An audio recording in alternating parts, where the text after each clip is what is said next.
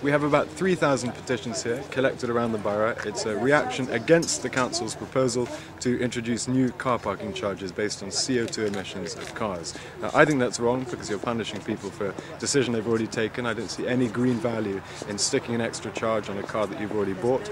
But the real reason we've collected these signatures is because we think our shops need all the help they can get, particularly given that we're in the middle of a recession. We need to do everything we can to encourage people to use small shops and not simply to drift off to these supermarkets with their free car parks. So this is a key issue for the community. I think it's also a key stand against very bad environmental policy. I coordinate the campaign for Support Our Small Shops in the Borough of Richmond, and we're here today to hand in 3,000 plus petitions that we've collected across the borough over the last month on behalf of the Small Shops campaign.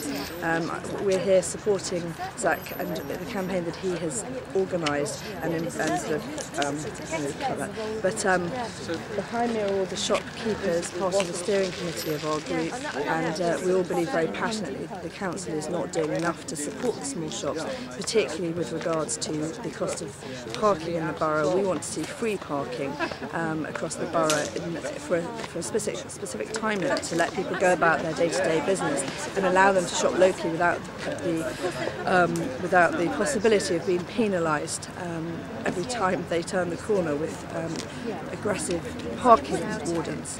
Fine, well here I am holding a rather heavy box which contains thousands of signatures of people who are absolutely up in arms against this balmy new shoppers super tax. And lots of people who've got a busy day ahead of them running their shops, the lifeblood of our community, are up here at the Town Hall wanting to present a petition to say no to the Liberal Democrats who do not hit our shopping streets in the middle of a recession. Where is the Liberal Democrat councillor to receive it? He has not appeared. So I will present this petition to the next council meeting and force the council to take note of the continuing anger about this crazy, balmy proposal which is going on. And I'd like to, thank all the shopkeepers and thank Zach for providing the catalyst to this campaign. So I think people feel powerless often against the local council. With Zach's support and leadership, here we are shouting and rattling the gates of a council that simply doesn't listen to local people. We represent Sheen and Kew, and we'd like to put our voices behind how important this petition is.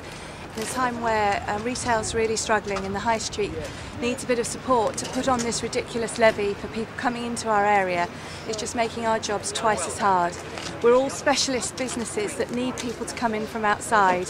We've built up our reputations, and for people not to be able to park or to park with a huge fine against them is just stopping people coming into the area. So backing Zach and this petition is really vital to our business survival. Yeah, certainly would go with that entirely.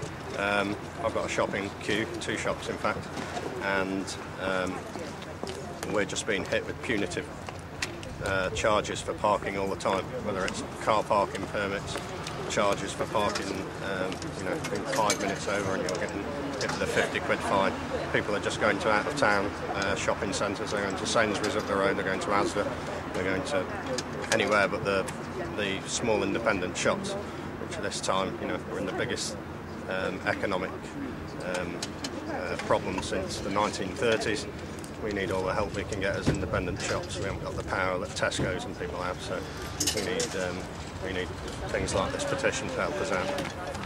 We're very lucky in the UK to have our high streets, aren't we? The high streets, it's such a typically British scene, and it's the heart of the community, and it's just being ripped out by these ridiculous policies.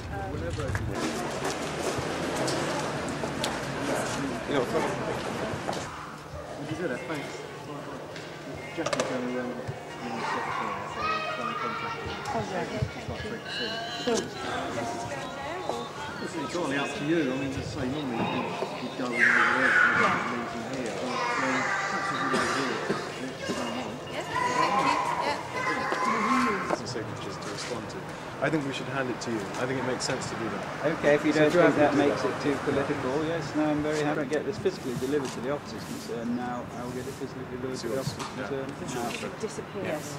Okay, well, we came here to hand over the signatures, all 3,000 of them, to the council, specifically Councillor Trigg, and amazingly, neither he turned out nor any of his representatives. So we've ended up handing the box of petitions over to Nicholas True, Leader of the Opposition, and he will deliver that box to the appropriate council officers in the course of today. And at the next council meeting, as many of us as possible will turn up and ask, number one, did they get the petition? Number two, why didn't they bother to show up? 3,000 signatures is a significant number by any standard. And number three, what are they going to do about it? How are they going to respond to the community? So we will keep the pressure on.